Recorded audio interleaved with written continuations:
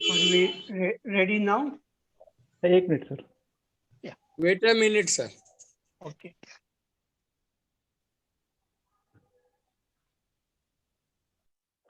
Now आप अपने आप को अनम्यूट करके स्टार्ट कर देना.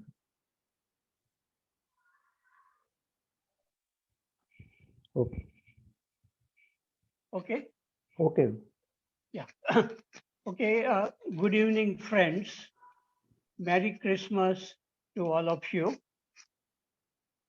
I am requested to give a talk, and I don't really like to give a long talk, but I will maybe speak for about 30 minutes, and then if people like to make any comments or any questions, we can have a dialogue. So today's topic is psychological revolution. And before we talk about revolution, I like to say that evolution is different than revolution. Evolution means a gradual change, just like the evolution of life on Earth. The life started about 3.5 billion years ago, and scientists say that somehow chemicals came together the right proportion and the life started, but we don't know exactly the simplest form of life. And then over the many years, uh, trees came, and then insect life, birds, animals, monkey, and then human beings came. And so that is a very gradual change. It's called evolution of life. And revolution means a kind of a more sudden change. It's called revolution. And there have been different kind of revolution in our human existence, like political revolution. In that, there was the American Revolution, which was in 1775. And then there was French Revolution, Russian, Chinese, Iranian, all different countries. They had what that political revolution, it means that overthrowing of the government by the people when the government is not working for the people and people are very happy. So some people gather and they throw away the government. That is a political revolution. And then there was the industrial revolution, which came around 1760. And industrial revolution where also there were four different revolution in industry, and we are in the fourth revolution with the artificial intelligence and computers, and that all these revolutions, they improve the life on earth for people. And then there was the agriculture revolution also, and as a result, in India we call it green revolution, and we could produce more food. Before we needed to import the food from other countries, but now we have surplus food and we are exporting. But today's topic is about psychological revolution, and that means it is the revolution in the mind. We see that thousands of years ago, when human beings, they lived with instinct for survival and reproduction. That was the most important thing for human beings. and they were hunters. And then slowly some changes came. Fire was invented, and agriculture started, and slowly the science also began to come, science and technological change. And from instinct, we came to intellect.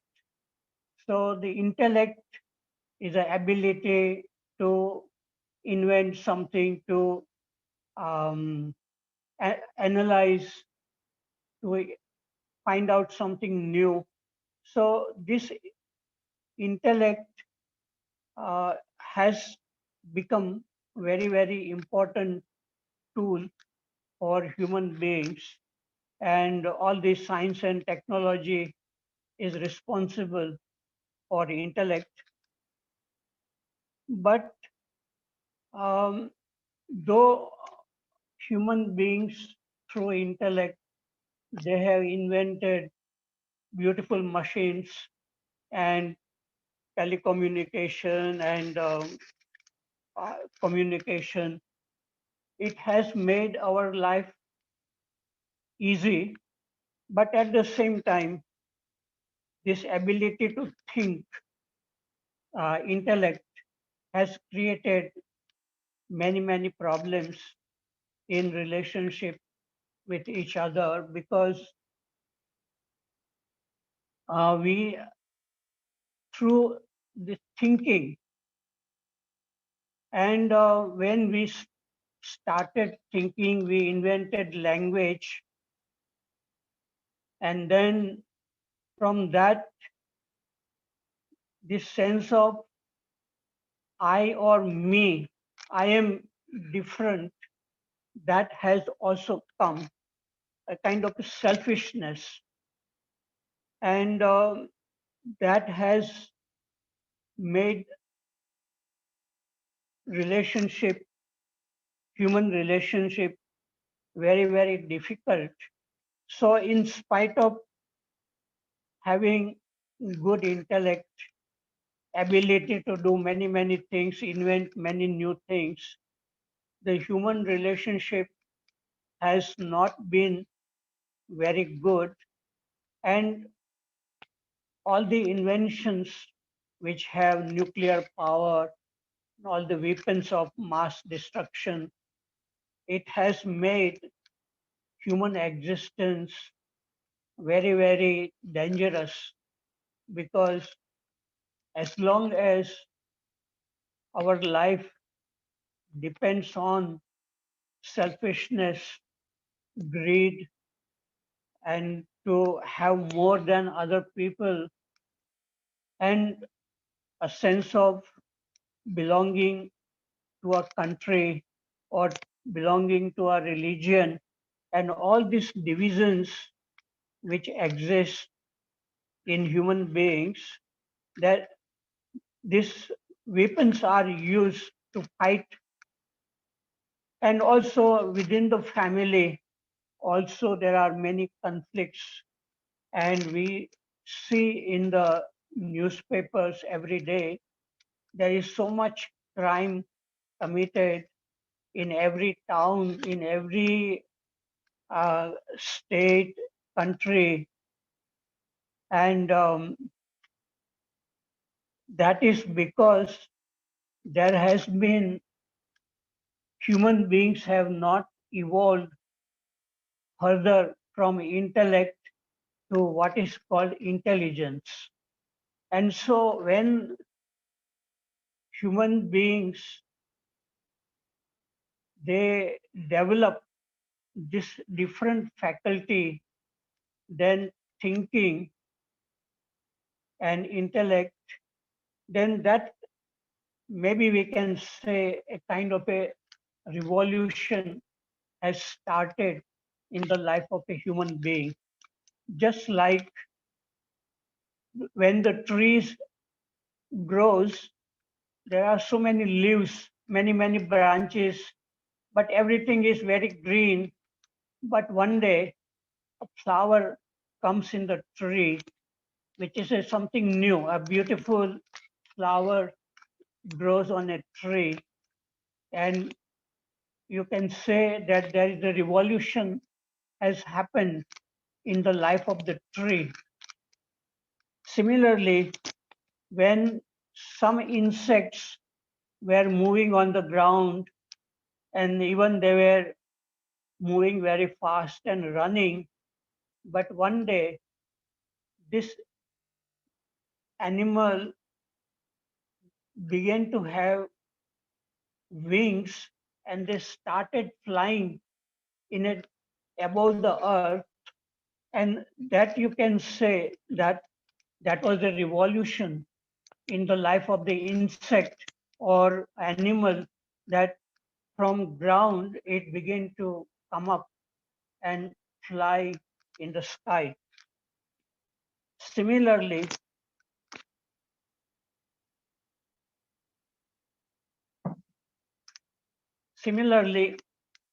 we live, human beings, we live on the plane of thinking.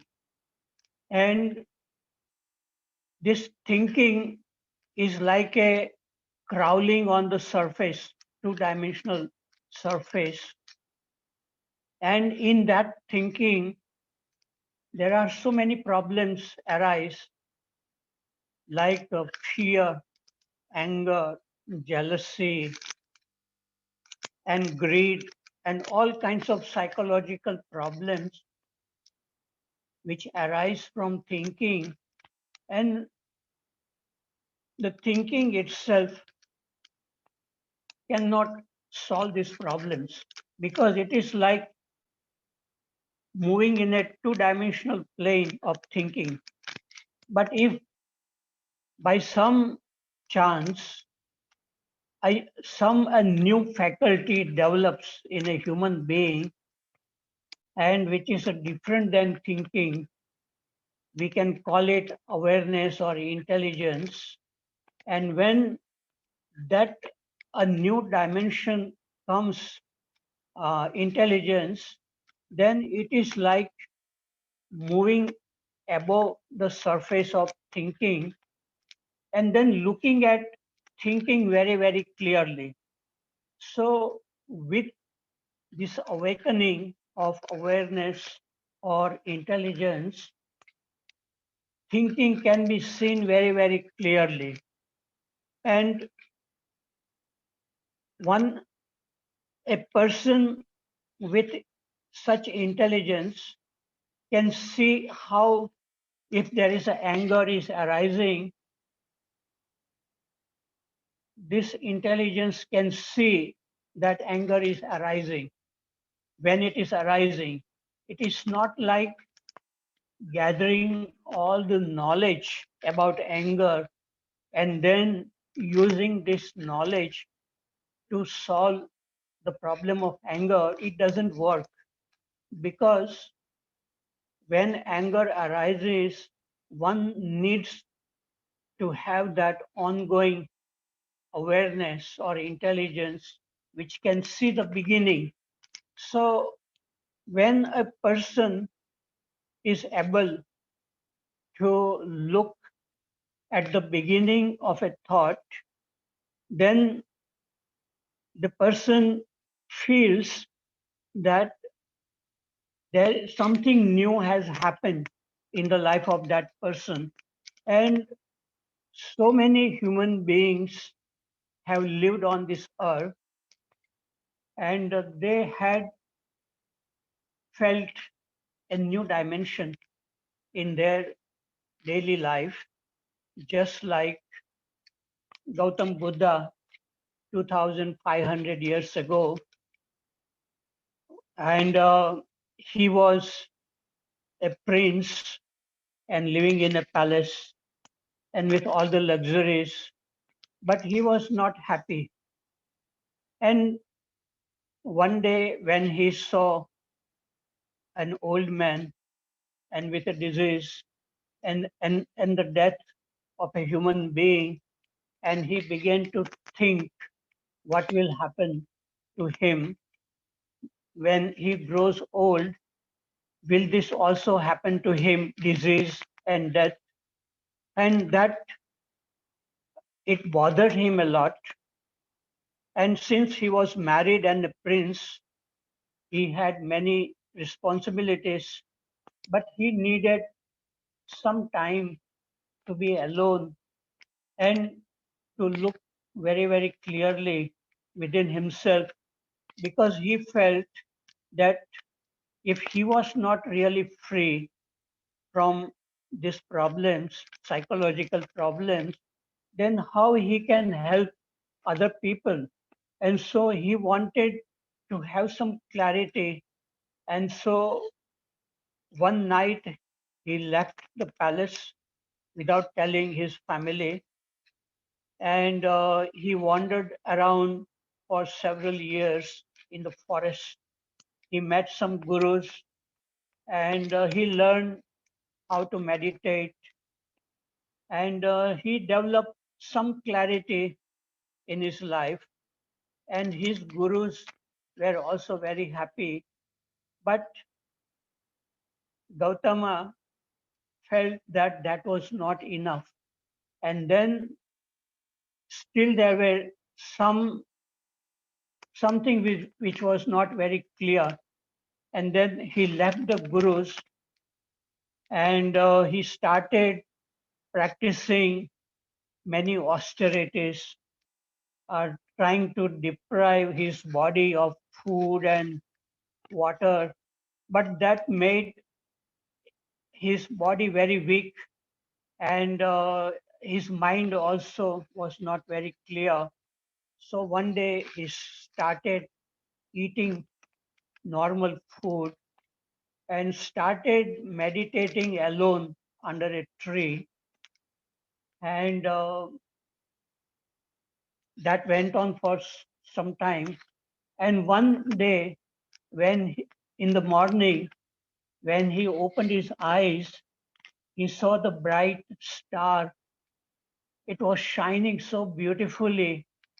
He has not seen such beauty before. He had seen stars, but the way he looked, everything looked so beautiful, very fresh, and some changes also he felt in his brain and body, and which was responsible for looking at the world in a different way. So only after that, when he felt that there were no problems in his life and everything was so clear, even he's looking at the trees and the flowers and the children and human beings, and even the mind of human beings, he could see very, very clearly. He started talking with children and the villagers, and later on, he went to uh, to meet his old friends, and he came to Sarnath, and there he gave his first talk after enlightenment. And before enlightenment, he never uh, gave any talk. But after enlightenment, the first talk he gave to his 4 or 5 friends, and Buddha was describing his own direct experience of enlightenment, and he said that this is not a bookish knowledge. What he's talking is not coming from second hand. It was the first hand experience he was describing about the enlightenment which happened in his life. And while Buddha was speaking, one of his friend called Kondana, he began to catch what Buddha was saying. And Buddha looked at Kondana, and Buddha said, Kondana, you have got it. So while listening to Buddha, Kondana understood what Buddha was saying very effortlessly, because his mind was fully attentive, and he was not thinking on what Buddha was saying, but directly he was absorbing with a silent mind. And then something happened in Kondana's mind, and he got it. So that is what Krishnaji has been talking about, Krishnamurti, that this revolution, it can happen when we are listening to Krishnamurti, when he is speaking, and he speaks from clarity, just like Buddha. Krishnamurti is not thinking, but something is coming from his mind. And, and when a person who is listening to Krishnamurti, he can also listen with such attentiveness and silence, then there may happen a kind of resonance, a non-verbal communion between the speaker, that is Krishnamurti, and the listener. And then the listener feels that yes, he has understood. And once such a person, if such a person really exists, then such a person doesn't need to read Krishnamurti again, because such a person can see within himself what Krishnamurti is seeing directly. So I feel that many such people have lived on our planet, and they have got clarity, and maybe it has nothing to do with a particular teaching. It when a person, even without reading any books, if he can sit silently and really want to look at within himself and want to pick up the beginning of a thought, and he is very, very curious, such a person, and he doesn't carry the knowledge. He may have read many books, but he leaves aside everything, and he wants to find out for himself how thoughts arise in his own mind. And, and he may feel that yes, there is a different state of mind, a silence in which thoughts are arising and thoughts are coming and going, and there is one doesn't need to do anything. So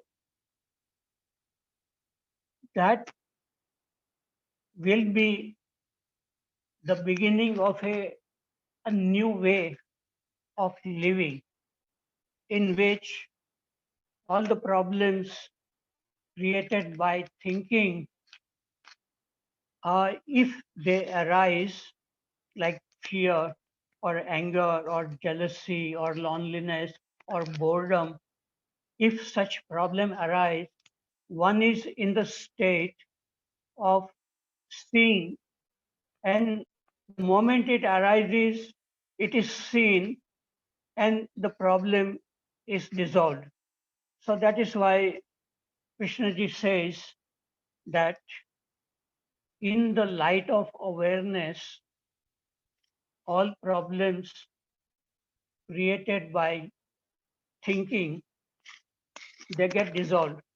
So it is like being in an empty room and the door is open and the eyes are fully open.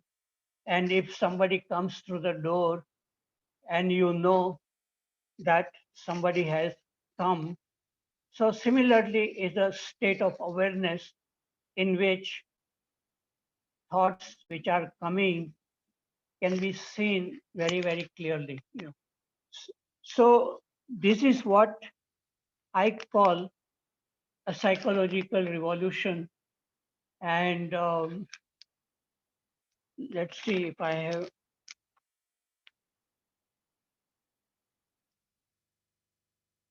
Yes. So in the life of Buddha, there was a gradual change. Buddha meditated for many, many years alone, and then finally something happened. And Krishnamurti talks about not going through all that austerities and coming directly.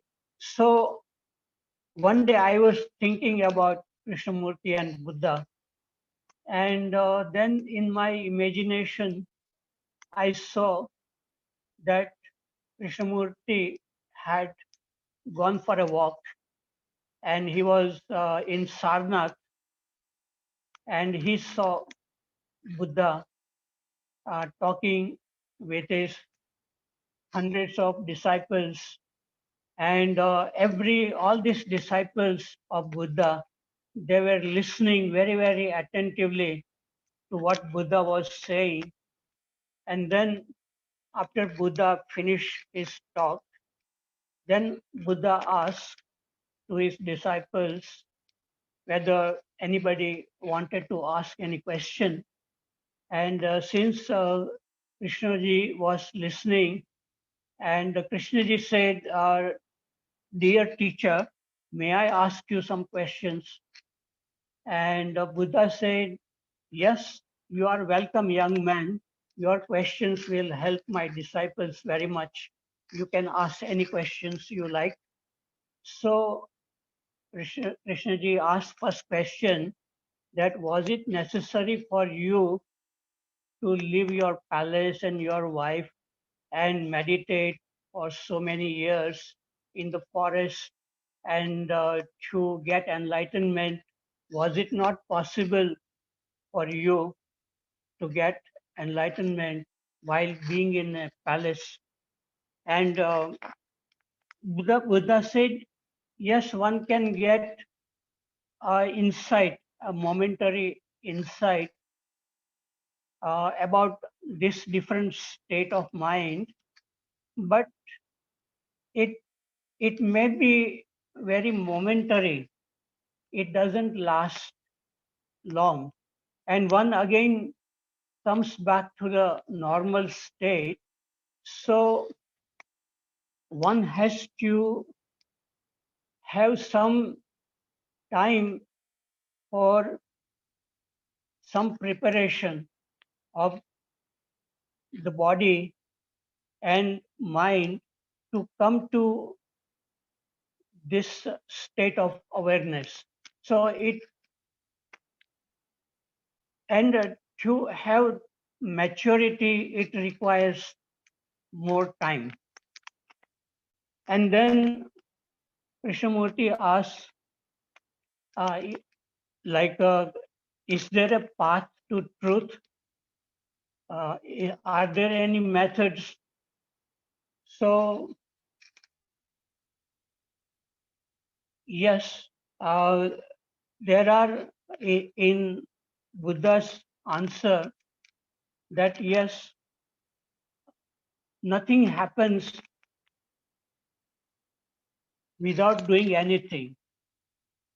One has to give a lot of attention to what is happening within oneself, and just by repeating that through time one cannot get into the timeless state, it may be logical that through time effort one cannot go into the timeless dimension. Logically, it is true, and that is what Krishnaji is saying. But just by saying that, one doesn't get into, one can repeat 100 times that through time one cannot get into the timeless dimension. It's like a mantra, but one doesn't get, one needs really, one has to work very, very hard. And even Krishnaji sometimes says that this is not so easy. One has to be very, very curious, very, very attentive. One has to work at it. And if this is the most important thing in one's life, then it is not like having a dialogue for 1 hour in a week and then going to sleep and again come back. Not like that. It has to be an ongoing thing. We have to do our work, but when we have time, we again look inward, and then maybe if there is by chance or some divine blessing or something, a new state may come. And then a person will feel that yes, there is something new. And then the last question which Krishnaji asked to Buddha is that why your disciples are chanting Buddham Sharanam Gacchami, why they are dependent on you, because Krishnaji believes not to be dependent psychologically on anyone. And Krishnaji doesn't want anybody to worship Krishnamurti. But Buddha's disciples, they were worshipping Buddha.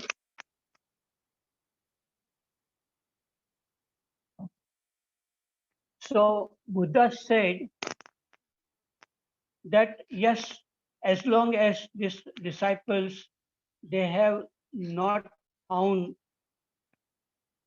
not come to this new dimension called intelligence or awareness, and as long as they are still living in the world plane of thinking, they will depend. And a disciple has to, will depend on a guru as long as the disciple is not very clear. But when a disciple gets clarity, then the disciple doesn't remain with the guru, and that person doesn't may not even come back to his guru. So that is what Krishnaji also says, that if you have really understood what he is talking about, then you will not go back to listen to him. But many people who had listened to Krishnaji for many years, but they had not really come to, though they could understand intellectually everything what Krishnaji was talking about, but they had not come to this new dimension.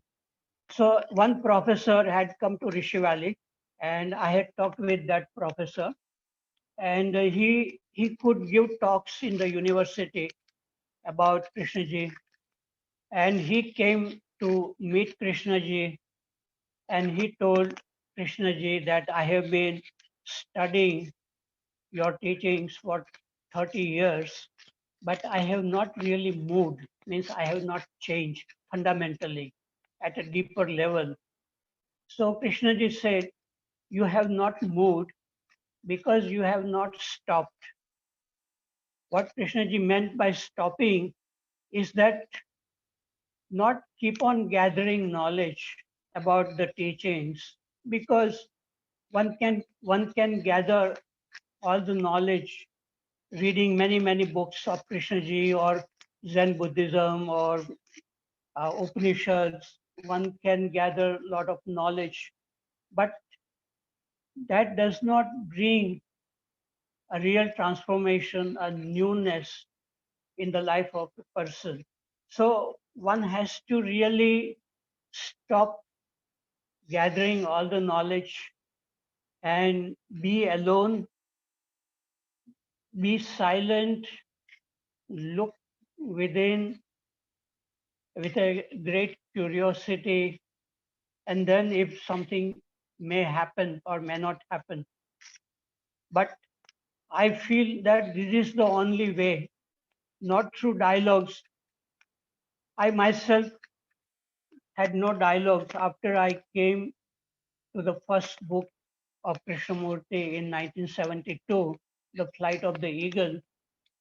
And I was working in the university and doing research in Canada. And I became very, very curious at my own mind, how it was working. So I begin to see very clearly what was going on in my mind, how the problems were created in relationship with people. And then when I began to see clearly what was going on in my mind, my relationship became very good with people. And not only that, there are changes started happening in my body and in my brain. And I could write to Krishna ji about what was going on. I could look at the trees, human beings, without this interference of knowledge, without thinking, and everything looked so beautiful, fresh, new. And so it went on for 7 years. I had no dialogue with anybody because there was nobody on campus in University of Waterloo who was interested in Krishnamurti. And also I did not need to discuss with anybody. But I think I began to look at my own mind and I found that yes, human beings are capable of coming to this new dimension, which Krishnamurti calls awareness, and that is completely different than thinking. So I think I have completed.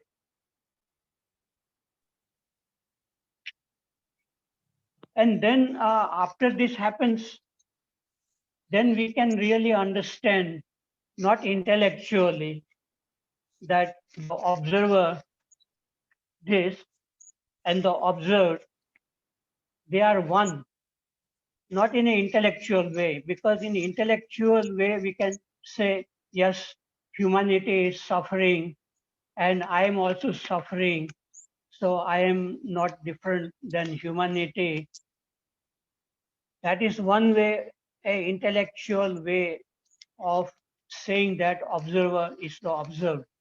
We are like humanity. But then when this is a real feeling, like when Krishnaji saw in 1922, he felt that he was the tree. He was the man who was cutting the tree. And that kind of state of oneness, that is something that Advaita, which is and many people in India, they have talked about that state, Advaita, which there is no two. That is a direct way. And then when we realize that I am the world, then I don't create problem. There is no duality and conflict exists only because of duality. So when there is no duality, this Advaita state, then there are no problems with the world also. Because you are the world, you don't create problem for yourself and you don't create problem for other people also. Because you are the world, that would be a very a direct way of realizing this oneness than the intellectual way of saying that the observer is the observer. So I have finished. Thank you. Thank you very much, Parik sir. You have so Yes. earnestly and clearly explained the subject, but still people may ask some questions, so they are welcome. Please raise your hand and Kamlesh will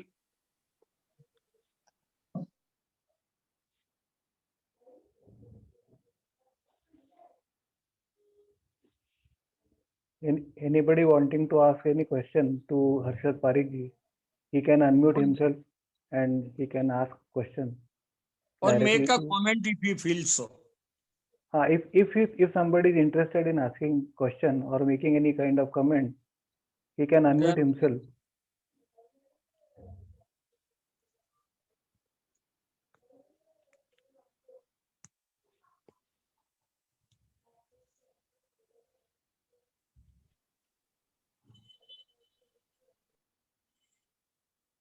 Harshad ji, I want to ask a question. I want to go into dialogue. Basically, you said that awareness and intelligence is the same. Awareness has got polarity. Awareness can, one can be aware or one can be non-aware. But this intelligence, don't you think that this intelligence is a different dimensions altogether, which Krishnamurti was indicating? As you said, when the thoughts are not there, or there is emptiness in the mind, that dimension may come into being. I think he may be referring to that dimension, which is intelligence, which is unmanifested, as well as it may come into manifestation also. What do you have to say? Awareness and intelligence are the same? Please unmute yourself, sir. Please unmute yourself, sir. Yeah. Okay. The root meaning of the word intelligence, it means to read between the lines, to see what is between the lines. That means to see the essence of what somebody is saying. Like if a person is able to listen to Krishna ji without thinking, can really and with full attention, then can really understand what Krishnamurti is saying. That is intelligence. To see the essence to see the essence of a thing. It's like when we learn many subjects, we learn language, and then we have a lot of knowledge, and then when we look at a tree, we are not looking at the tree as it is, but through the knowledge, through the interference of thinking, we are seeing. And but if a person can really look at a tree or a bird or a cloud, that would be a different way, not through knowledge, but clear seeing, like seeing for the first time. Like if you have not seen kangaroo, even in the film, and you go to Australia and you see how kangaroo jumps, and you really look like little children, they look at a butterfly, they don't know anything, but they look with such a curiosity, with a feeling of newness.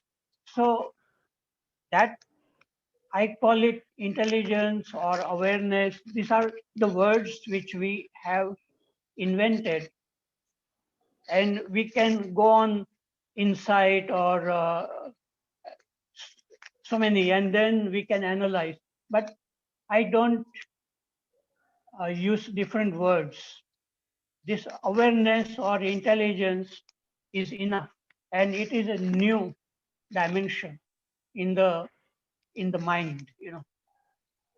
What we call mind is made up of two things. One is this thinking which is going on, and then there is something else which can look at this thinking very, very clearly.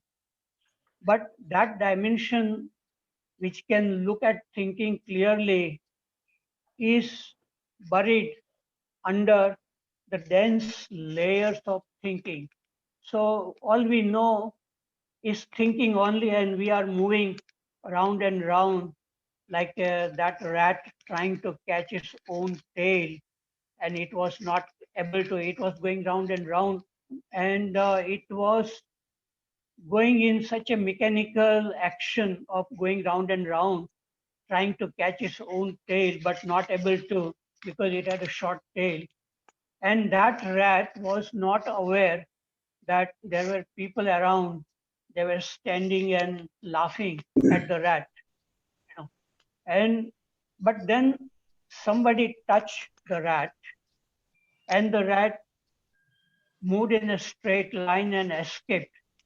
So this awareness or intelligence is like touching to, like that rat begin to move in a straight line without going round and round mechanically. So when that dimension of intelligence or awareness touches us within our mind, when it comes into existence, then we, we can see things very, very clearly. So even if you, then you don't accept also what Krishnamurti is saying. And you can be in front of Krishnamurti, you can listen, and if you don't agree what Krishnaji is saying, you say, sorry, sir, I think different way, you know. So there comes some kind of authenticity comes in you. You don't accept any authority in psychological field when such awareness comes in you. So then you don't analyze all these different words, because what people are doing, that they are reading Krishnamurti and then they are thinking about what he said, and then they are analyzing, and then they say Krishnamurti said here this thing, but then in different paragraphs he is saying different, so they get confused. So it happens because people are thinking about what Krishnamurti said. So like one person, two people had come to Krishnaji, and they had talked a lot about love between them, these two people. And one of them told Krishnaji that the more we have thought about love, the clearer it has become. So Krishnaji asked, has love become clearer, or what you think about it? So you see, we can be very clear. We can be very, very clear about Krishnaji's teachings, but we may not be clear about our own mind, how the problems are created within us.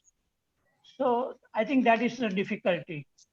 People are thinking too much about Krishnamurti and what he said, and then having dialogue. But I feel that we need to go within ourselves and look at ourselves very, very clearly, forgetting what Buddha had said or what Krishnamurti had said or any other teacher has said. I think then that is what I call intelligence or awareness. Yeah. Okay, sir. Thank you. Another point, what I would like to discuss is this time factor. Meera got with the time, many other saints got it with the time, and they got it with the methods. So, don't you feel that it is the individuality of Krishnamurti? He got it without this thing, without time. So, Yeah. Yes. No. I think he also spent a lot of time looking at himself. And in 1922, before something new started in his life, he had written a letter to somebody, Mary yes. Lucian. Not Yes. Mary, no, Emily Lucian. She was like a mother. And Krishnaji had written that I am going to now meditate every day for at least about 30 minutes. and he wanted to look very, very clearly at his own life inwardly and to find out if there was anything negative, he wanted to be free of it. And then something started happening in his life in that deep attention he was giving to his own mind. And nothing happens just by itself. Yeah, it may happen in Angulimal's life that he was a dacoit and he had lived a very criminal life. And the first time he listened to Buddha, and it was completely the way Buddha said something. It it made some deep impact on his in Angulimal's life. There are some very few which are very strange cases, but most human beings, including Krishnaji, that this physical time, chronological time is necessary and to deepen the silence or attention and some kind of preparation is needed. And in the traditional way, a disciple goes to a guru and he lives with the guru and he learns in a very systematic way, intellectually also. And then the disciples also spends time meditating. And then after some years, some new thing happens in the life of the disciple, and then disciple goes away. So I feel that this traditional way is also very much valid. We have to work very, very hard. Even Krishnaji says that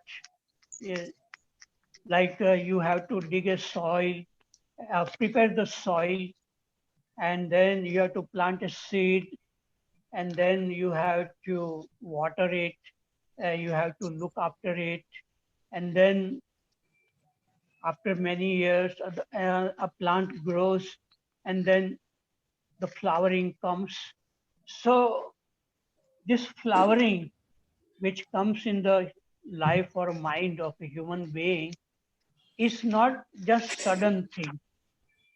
One has to work very hard, maybe.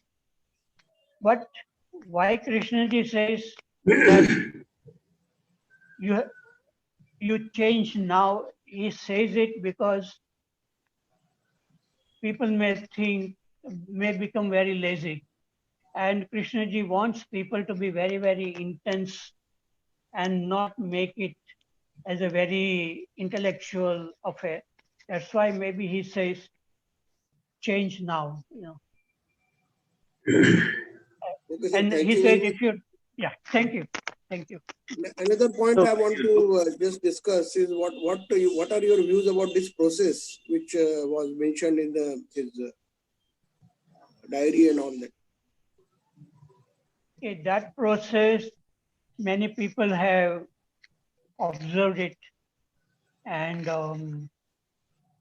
some physical phenomena happening in his body, and what people say that his brain was being prepared to receive a new kind of teaching, and some masters which were helping him.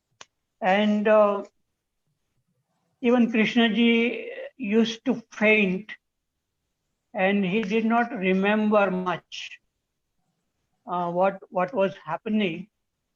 But the after effect of this process was that he felt like being cleaned up in his body and he was full of energy, and that went on for many years. I, I don't think it is very important for us to go into, many people have written about Kundalini and they have described some kind of awakening of energy within the body. So, okay. So K I don't think it's himself very said, important. Yeah. Yes. so K himself said, throw that all aside. Don't bring all that into it. To look. He says there's no process or something like that. When I look at a tree, is there time involved in it? Right. I'm aware. I'm aware of things around around me. That is in time. When I say look, Yes. observe, perceive, love, is that in time? Right. Or intelligence, is that in time? Then Yes. again, when we say, sir, whether we agree with K or don't agree, I say I agree with him, then again I'm lost. He says, I mean, he said, don't try and understand me. He says, understand yourself. But all the Right, time yeah. we are trying to understand what he said or what he was and what he did. So, I mean, the fundamental teaching of it is understand yourself, but then we are trying to understand what he's saying and what he was. So how do I Right. look at these things? So when you say Yeah. awareness is in time, in fact, and when I look at a tree, there's no time involved in it. All right. Yes. Harshad ji, one basic question. Mm-hmm. Can I ask one basic question, Harshad ji? Yeah, yes. Yes, that whether awareness is equated, whether it is Sakshi or awareness, they are the same thing, first thing. Sakshi and awareness, aware. I am aware. Actually, yeah, witness, yeah, yeah. Is it the Yes, same yes. thing? Yes, in my view, yeah. Yes, let me answer, then you can continue. Yes, please. In my view, this awareness, what Krishnaji calls choiceless awareness, and what tradition calls Sakshi Bhav, or witness, and what Raman Maharshi says, true self, they seem to be same to me. In Krishnaji, self means ego, which is created by thinking, and awareness is different than ego. So there is awareness and there is a self. In Raman Maharshi, there is true self only, and he doesn't talk about anything. And yes, in the tradition, there is this sakshi wow. That means you are just looking, not thinking anything, just looking at it. Yes. Yes. Now you can continue, Pradeep So ji. awareness is associated with knowledge or not? Awareness of No. something. Suppose I see for the first time something, right? And see it clearly means what? Past knowledge is not required, thinking is not required, observer is not required. I'm like a mirror, I'm supposed to be like a mirror, and all these conditions are associated with awareness of what? You see, when seeing with clarity things as they are also have attributes. You see, as they are is not absolutely blank screen. So it is bound to be associated with some knowledge which you are going instantly, you are getting instantly. So the mind comes in immediately. So that clarification I always sought for. Yeah. Yeah. Yes. Like I said, Buddha, how did he look at the star? He looked in a different way and he knew that it is a different way. It's not like every day looking at a tree. So when such a thing really happens in the life of a human being, that person feels that yes, the way he was looking at a tree, the way he was looking at his friend or anything, there has some change has happened. in the way if looking. And I feel that that change is due to the change which happens in the brain, the quality of the brain, as what Krishnaji calls mutation of brain cells. So when such, and maybe that was thing which was happening in Krishnamurti's life, and that's why he was talking about mutation of the brain. So a different quality of brain is connected with this awareness or intelligence. And then there's a different way of looking at everything. And then we really understand what Krishnamurti calls by beauty or love, all these things are not just words or feelings. It is something beyond the word and the feeling. So that is what I felt when I met Krishnaji for the first time in 1977. My first meeting, it was completely non-verbal. When I went very close to him, he was under a tree all by himself after the talk. And the way he looked at me, his eyes were fully open and his mind was not there. And so my mind also became silent. And I did not say anything. I just extended my hand. He took my hand. And without saying anything, I went back. But in that moment, it was something amazing where you see something very, very clearly without any feeling that you are separate. You don't say, oh, he's a great man and I'm a little fellow here. How can I meet him? There's shyness, nothing. It's just a mind. There is no sense of self. So you just look at Krishnaji as if you are looking at any other Mr. Narayan or somebody else. Right? So this is a very subjective thing. So no matter how many words we use to describe this awareness, as long as it has not happened in the life of a person, the person will not understand. He will ask more questions. And so that questioning will go on. So this newness and clarity, is newness and change is associated, what you say, with clarity. If I'm feeling something new, something different, not associated with my knowledge, past knowledge, then it is clarity. Yes. And it has, I feel also that it has to do something with the change in the brain, a qualitative change in the brain. Yeah.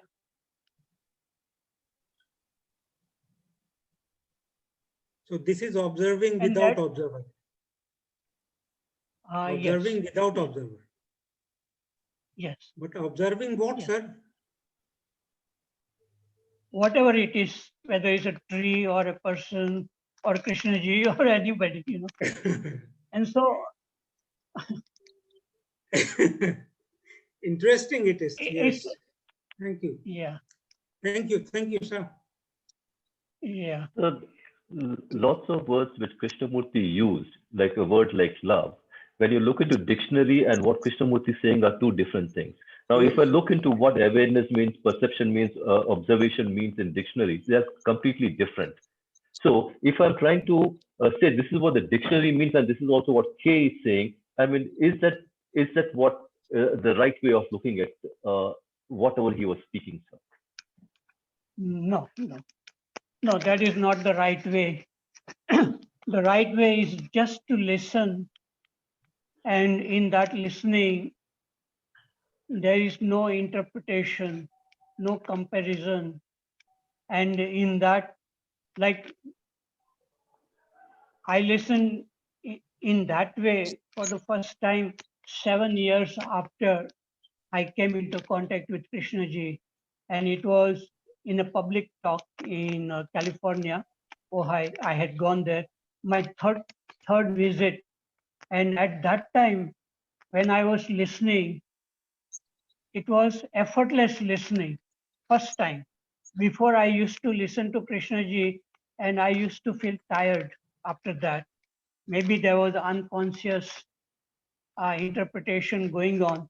But in 1979, the first time I listened without any resistance, without any knowledge, I could listen to the dogs barking far away, the children playing in the ground. But understanding Krishnamurti without trying to understand. It's just like I said, Pandana, how Pandana listened to Buddha when Buddha gave the first talk. And so only when a person can do like that, then we'll understand what it means. So the question is, am I listening to Krishnamurti or I'm listening, sir? The moment I say I'm Yes, listening to right. Krishnamurti, I mean, again, I think I've gone back to my conditioning, sir.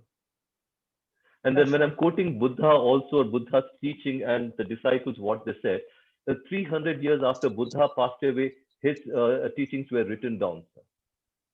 So what happened yesterday and what I read today in the news or I see on the TV, there's a distortion in it. Now 300 years away, about 2000 years back, what he said and what I say he has said, I mean, how do I relate with that, sir? Yes. Yes. Like when this intelligence comes, then people can either a person reads Buddha or Krishnamurti in that intellectual way, or reads in a different way, where that intelligence means to read between the lines to get the essence of what Krishnamurti says non-verbally, you know. So this is as long as we are thinking in that old way, many questions like that will arise. You know. But I keep comparing Krishnamurti to Buddha and other teachers, sir. In that comparison, how do you understand when Krishnamurti says comparison is a form of violence? Why do I need to compare Yeah. him with anybody else? Yes. Okay. Every other Yes. teacher, if I can recollect or remember, every teacher on the planet, he said, you must become something. And Krishnamurti said Yeah. that was the problem. He says, can you remain with what is? So how can I compare him with any other teacher, including a Rama, Krishna, whoever it is, including the Mirabai? Yeah. They were all lost in their Yeah. own illusion. They believed in certain things. Yeah. He is not talking about any beliefs or I mean, in becoming. They said desire was something very wrong. And he says desire is life itself. Yeah. Now, how do I say he's same like every other teacher on the planet? Yeah. Yes. Okay. May I answer that? Sure, sir. Yeah. So you see these words which can come either from intellect, from thinking itself, or the words can come effortlessly in that whatever comes is not premeditated. So I may, for the purpose of giving a talk, because I have to give a talk, I have to say something. So I may say something about Buddha, I may say about Ramakrishna, but it's not important. What I'm saying, all that thing, what I have said is, again, it can become a knowledge. And then you may ask questions from that knowledge. But the central thing is to look at oneself as one is, and whether one is able to see moment by moment whatever is unfolding. And it may happen that, yes, you are not aware. Okay, fine, you are not aware. Something went on in your mind. But then again, you come back and look as if you are very, very curiously looking at your own mind. So that is important. not all what Krishnamurti has said. That is only for the purpose of talk. I am talking about Buddha or Ramakrishna or Mirabai or Krishnamurti or any Raman Maharshi. It's not important what they have said. Looking at ourselves as we are, moment by moment, and see how the problems are created, how even the questions come, because then even the questions will drop. Or if the question comes, there will be then there will be a silence. There will be no need to find answers. So one can ask 100 questions, one can get many answers, but if it doesn't change oneself to look at a thing without this knowledge, all that questioning and finding answers is meaningless. It's intellectual work only. So my question is, we are not even looking, because when I look, I mean, it disturbs my comfort zone. I have to move out of it. I see something, I have to act. So I don't move out of my comfort zone. All of us are caught in that. We are caught in our pleasurable activities. We are all driven by the pleasure and pain. We avoid the pain and then get the pleasure. So when I see something, I need to act. So I'm not even willing to look at it. Can I look at that? The moment you say I should look, then I'm lost.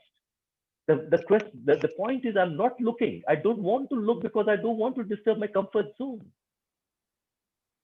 Then why study Krishnamurti or anything? Again, sir, I'm not studying Krishnamurti. Krishnamurti always said, don't try to study me or understand me. He said, understand yourself. He says he's acting as a mirror, but I don't take him. I always say I want to understand him. I want to study him. That is what all of us are doing. That we're trying to understand him. Right. He says you can never understand me. Those are his words. Right. That's what he said. Right. So Yes. can we see all the time we are trying to understand him and compare him with the other great masters? No, I see that as a Yeah. contradiction, sir. Every great master had his own ritual. He got caught in his own illusions. He spoke about certain particular God, and then he sees that God. I mean, Kay also mentioned that they were all caught in illusions. And I'm comparing the same Krishnamurti with those people whom he said they were all caught in illusions. Yeah. How do I Yes. understand that is a question, sir? Yeah. It is like what you are saying. Yeah. You want to Milind? Yes.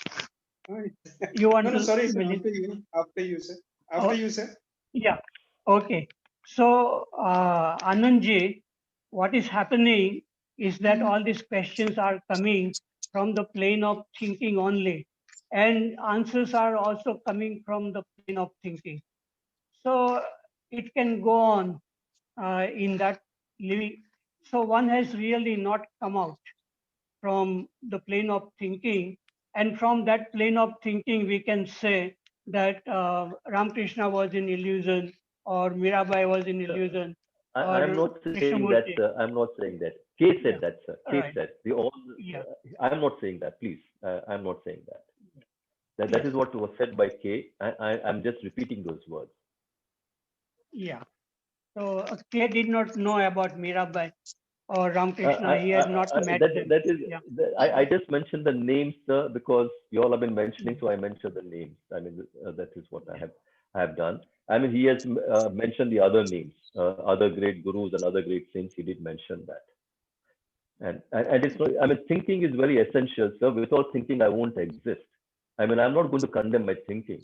I mean, thinking in the functional word is required. To look, I mean, the thinking is not required. To understand thinking, I mean, there is understanding when there's perception of it. Like if I see, I mean, some animal which is, anyway, I don't want to move into that. Like Kay has said throughout his life, sir, that, we are destroying this beautiful earth. Okay. Have you ever listened to what he said? We talk about all kinds of things. I've just moved away from your subject, but I'm saying he says something. Have I listened to what he has said? What have I done to see that my actions, everyday actions, is the cause for the destruction of this planet. I say I love, and every action of mine is against that. What I say, I love my daughter, I love my child. It is against that. I love my father, I love my mother. Every action of what I take today is what is causing the destruction of the planet. That is what most scientists are saying. It's there in the media, but have I seen that? Do I see that? No. If I see that, what do No. I do? No, I don't want that to is see that because will I've lead been us. out of my comfort zone. Yeah, yeah. So you can Can only I change say something, yourself. sir? Yeah, Yes, sir. Milind, sir. Yeah, if I may join, Mm. yeah, I mean, I've been listening to your dialogue, and what I feel is that we have a very wonderful tool to ascertain whether we have understood something or not. And I think the tool is, a relationship with everything around us, relationship with the human being, relationship with animals, relationship with, things and ideas, and it immediately, it can give you the feedback. Right. Your any even a small conversation with anyone can immediately give you a feedback about your state of mind. If you're in an angry state, that other person with whom you're talking, you will immediately see it on his face, and you can see it in that mirror where you stand. So can I see that as a first step? That itself is observing yourself to begin with, observing your thought process, and that, I suppose, is the first step to understand, at a very basic day-to-day living level. And in doing that, things reveal themselves out. If you are doing something wrong, I don't think anybody has to tell you that you're doing something wrong. You know it instinctively, don't we? So why do So I that need is to go to anybody to understand somebody to let me understand myself? I don't think that is required. I think instinctively we do understand whether I'm doing the right thing or the wrong thing. Nobody needs to tell me that. And if I'm not able to read those signals, then I'm just being dishonest to myself. social morality is no morality at all, sir. The good and bad again is my conditioning. I've gone back to my conditioning, likes and dislikes, bias and prejudices. Now, if I see that you are angry, that's my interpretation of it. If I see that you're very honest and sincere about me, it's again my interpretation of it. Can I just listen to the person, not saying he's angry or not angry, or whether he's insensitive or sensitive? Can I listen to him is a question, sir. Yes, sir. But Where- sir, the first step is, And I you said think the about, first step you is spoke about to relationship understand the we have, space. sir. What is the So relationship I may have with my father, with my mother? What is the relationship which I have with my wife and children? What's the relationship Yes. I have with the world? Is there any relationship at all? And are we talking about, you said relationship with animals? What kind of a relationship we have with other living beings? Kay said we don't have. And here I'm coming and saying that there is a relationship. So can I see the contradiction in me? The question, sir. So absolutely, sir, that nobody can lead you to that. It is only you yourself have to see that. Yeah. Sir, And that opportunity is there in everything, even in this moment when we are talking to each other. Are we really trying to understand? You see, So I'm back it in begins time, there. sir. I'm back to my conditioning when you talk about, there's an opportunity or no opportunity, sir. That understanding is not in time, sir. We need one. That is what a perception is not in time. When I see, it doesn't take time. Understanding doesn't take time. Sir, So when you say it's a theory, sir. that, It's a theory. it is, sir. So you're just Yeah. repeating something. You're just repeating which is a theory, sir. Yeah.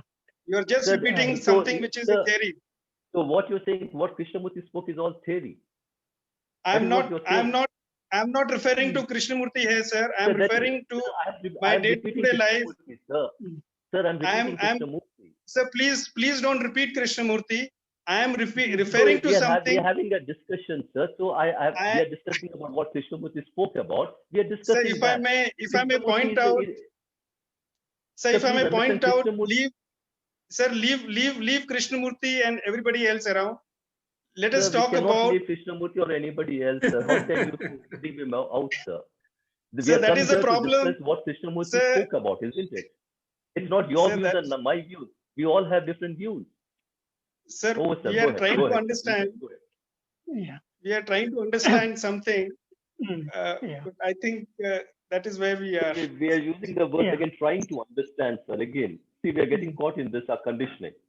There's no trying to Sir- understand, sir. Either understand or don't understand, sir. Sir, Over, you sir. are I'm sorry. repeating. Sorry for interfering. Milinji, I'll Interjecting, just say, in self-knowledge, in self-observation or observing self, it is with knowledge. It is not without knowledge. When anger erupts, how it comes, what it does to me, it's full of knowledge. It is not without knowledge. It's not seeing clarity means per se clarity has no meaning. You see, seeing things as they are. You see, when anger, I know what anger is. That's why. So my mind is working all right. In awareness, mind has a contribution, I say. Awareness of what? Awareness is not something very glamorous or something hard to. It is there. It is there. Awareness of this. To me, it is awareness. So, in self, knowledge is an important aspect. That's what I asked Harshad ji, whether awareness and it is associated with knowledge or not. Past, present, and future, that is a different thing. You can go on describing time in different things. Varmaji, Yeah. This is, to Sir, me, may I respond to Varmaji, your question? May I respond to your Yeah, question? Milind, based on Milind, my- you can go ahead. Milind, you can go Yeah. ahead, please. Yes, sir. So my understanding of awareness, the way you are touching upon it, if I may put it this way, that you see the human thinking or the thought process is something which is natural to the human beings as we see it, right? It is also part of our conditioning, and knowledge as such is built upon that conditioning. I mean, knowledge is nothing at the end, but it is basically the conditioning aspect of human lives which comes out in the form of knowledge. Now awareness is, I would say, one step ahead in seeing this knowledge in operation, seeing this thought process in operation, but it is still a movement at the end of the day, which means that it is still conditioned. Even awareness is part of conditioning, so it is part of knowledge. Yes. Right now there is something what Krishnaji has pointed out, right, and which I also see in my daily life, is that while living my processes in the daily life, it is all part of the conditioning which comes out in front of me. Now can I see that in my daily life? Now if I see that, there is a possibility of maybe it dropping, and when that happens in a relationship, because I can see that instinctively in my relationship, and if I see that in my relationship, I and the other person or the other thing is one. It is not different. Yes, it is psychologically. Yes, it is. And yes, so that is the point. That is the point where one can see or one can sense. I don't know whether I'm using the right word. One can sense something which is unconditioned, which is part of unconditioned energy. And awareness as such is only a movement, or sometime back we talked about intelligence. I would say that intelligence is part of that unconditioned energy. And awareness is nothing but it is movement of that intelligence, which is an unconditioned energy. Unconditioned energy, seeing conditioning. You mean to say that? Sorry, sir, I didn't get you. Unconditioned energy, seeing condition. Yes. Condition. That is what how I understand. That is how I understand that conditioning, something which is conditioned is part of unconditioned. It is nothing divisible. It is nothing divisible. It is part of something which is indivisibly whole. So you are a part of it. You are the whole. We are part of it. We are part of. There's no doubt about it. There is no doubt about it. You are the process. You are the whole. You are the whole. Yes, sir. Yes, sir. We are part of the whole. So you're right. The moment you say part, you are out. Part. So when you see, you don't say I see, sir. There's only seeing. The moment I Yeah. say, I talk about my relation, I am one with my family, one with my son. When I say that the self, can I observe that me is so strong, it is associating with my son. It says we are one. I mean, again, as long as the self is there, can I be one with everything else, whether my son or anybody else? So I'm just because somebody says, I mean, we are looking at it and then say, we understand. Again, it's a huge problem, sir. Yeah. Can I see, as long as the thought is Parik there, sir, the may I self is request there. you to Yeah. conclude? Yeah. Parik sir, may I request Yeah. you to conclude it because time is over, please. So please Yeah. conclude it with 5. Okay. Okay. What I like to say, just a little bit, that if I don't understand myself, that means I am not able to watch the problems which arise in my life. If I don't see it clearly, then I cannot understand other human beings. But if when I understand myself very, very clearly, then I can understand other human beings and can maybe help also. Because what one can do when one has a clarity and not so much thinking knowledge, then a person comes and that person has many problems. So what you do, the person who is clear will say, okay, sit down and be silent. So even when I enter the classroom, there is a lot of noise going on, 25 students, and there is no learning atmosphere in the classroom, 25 students. So what I do as a teacher, I go and tell, oh, please settle down. And everybody becomes quiet, at least physically they are quiet. But then I ask, that is not enough. Even one has to be very, very silent to learn something, whether it's a physics or mathematics. If our mind is very, very active, we cannot learn. So the first thing one can do is to learn about one's own self. And for that, one needs not too many questions, just looking. And if a person is not able to look, then forget the whole thing. There is no, one can only will gather too much knowledge. So curiosity, honesty, intensity, passion, and must feel that this is the most important thing. I want to find out why problems arise in my life, why I get angry, why I get bored, because I hear little children saying it's very boring, but they don't ask what is boredom. So when such questions, not just questioning, but after questioning, one must have silence to look. And without silence, we cannot really see things very, very clearly. So that is the difficulty human beings have, that they are living in that plane of thinking and asking questions and answering. So there is no solution. Thinking cannot solve our problem. Thinking is the problem. That is what Krishnaji said. And that seems to be true. However, after clarity, one can use thinking properly. And then that thinking will go in a proper way. It will not create problems.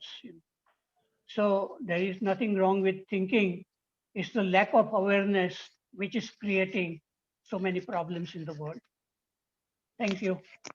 Thank Thank you, you, Harshadji. Thank you very much. Parik sir, may I Thank you. request you?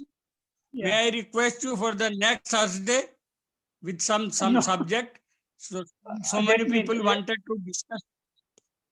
Maybe we can have I a am- dialogue. I am requesting you to, Milind sir is there. Milind sir is also willing to participate. So we may request Milind sir also. Anand is there. Verma ji is Right. there and so many persons are there. So can Right. you suggest some subject and come with that subject, speak for 30 or 40 minutes, and then we will Oh, discuss no. it, if No, possible. I don't That's like my to talk. request. I don't like to talk. No, No, that's I very, don't feel. Yeah. that's very true.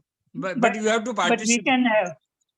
Yeah, Yeah, yeah. we can have dialogue. We can have dialogue Dialogue. Okay. where No everybody dialogue. speaks. Yeah. So let me confirm it with Milind. Milind Yeah. sir, are you agreeing to this?